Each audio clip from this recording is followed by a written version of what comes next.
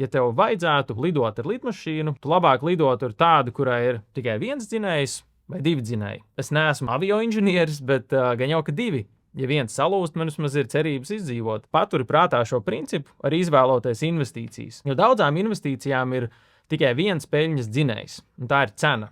Tu nopērc un ceri, ka cena ies uz augšu. Ja cena iet uz augšu, viss ir labi. Tikko kā cena sāk kristies, viss ir slikti, jo tas ir vienīgais veids, kā tu vari pelnīt. Un šādas investīcijas tautā sauc par spekulāciju, jo tu vienkārši mēģini uzminēt, uz kuru pusi tad kustēsies cena. Bet tas, ko tu gribi, ir investīcijas ar diviem peļņas dzinējiem. Viens no tiem ir cena, bet otrs ir naudas plūsma. Jo labākajām investīcijām ne tikai ilgtermiņā aug cena, bet tās arī rada ienākumus, tās rada ekonomisku vērtību pasaulē. Ja cena aug, jā, protams, viss ir forši, tu esi priecīgs, bet arī, ja cena krīt, tu par to daudz nestreso, jo tu jebkurā gadījumā saņem kaut kādu naudu no tās investīcijas. Tā ir ļoti vienkārša analoģija, bet, ja paskatāmies datos, šis princips ļoti skaidri atdala sakarīgās investīcijas no vispārējā.